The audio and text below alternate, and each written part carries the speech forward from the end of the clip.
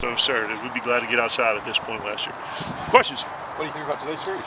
I'm as I always say, pleased but not satisfied. You know, the first opportunity to come out in a live scrimmage situation, and you know, one of our goals, a couple of our goals, to talk about dominating situational football and competing, and I thought we did those two things, and then improving every practice. You know, at the end of it, ultimately, you know, the offense coordinator wants the offense to do well, the defense coordinator wants the defense to do well, special teams coordinator wants special teams. But as a head coach, you know, you want to see a good give and take throughout the course of practice. And offense making plays, defense making plays, and I think we did that. I thought defensively we did a great job creating turnovers. Offense moved the ball well between the 30s and get down there in the red zone and had a couple turnovers. So that was great from the defense, not so much from the offense. And you know, the other side, I thought we ran it well. I thought we had some explosive passes, and you know, ultimately put the ball in the end zone a few times. So, you know, I thought for the first day in the live scrimmage situation, it was a good work by the guys. I thought you had some flashes on both sides of the absolutely. scrimmage. Yes, what do you think of the battle up there? No, I think it's a great battle, and I think it's a microcosm of what we see every day in practice. And you know, I tell our guys, if one side's constantly kicking the other side's butt throughout the course of practice, you're in for a long season. And you know, we want our practice to be like a 15-round heavyweight bout that goes to the card, and that's what it's been. It's either by period or by day. You know, these guys have been competing and getting after each other, but ultimately realizing it's more about the team than it is about one side of the ball or the individual. So, you know, this was, like I said, this is just a representation of what we've done all spring.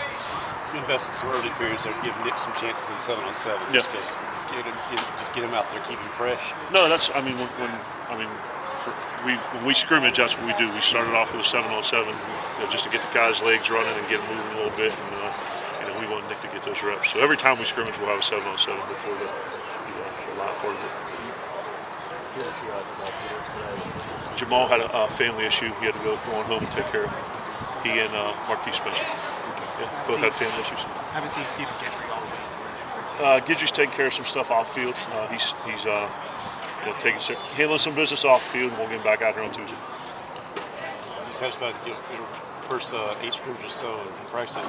You know, no injuries, nobody's been hurt so far. You feel good about that? Knock on wood. Yeah, I mean, we can. You know, I think we're doing a good job with the position coaches managing the reps and putting them in situations, and that's one thing we're trying to improve on. Is you know, we don't do a ton of tackling situations.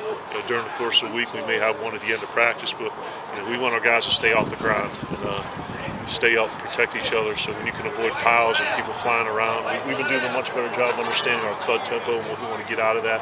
So I think that's a big part of avoiding injuries, is just staying off the damn ground. You mentioned tempo. Is the offense running with the kind of tempo you want?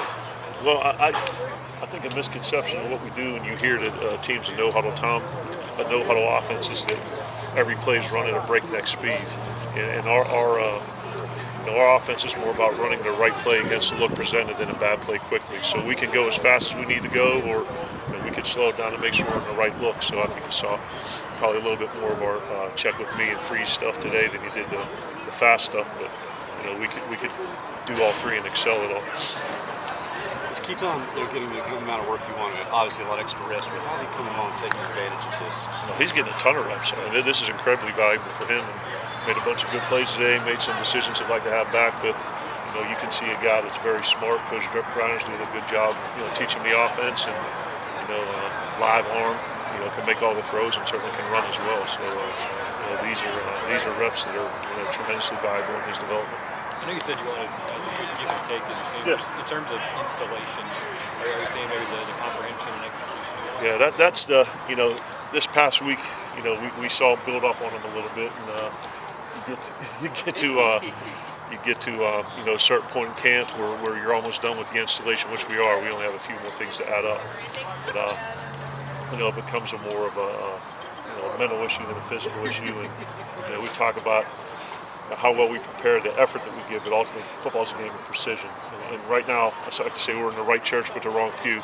We're doing the right thing, but we're not doing it with enough precision to execute a level we're going to win the SEC. But we got a long way to go. We don't need to be where we're going to be on September 1st. We talk about just improve every practice, and that's what we got to do. Just keep stacking good days on top of each other.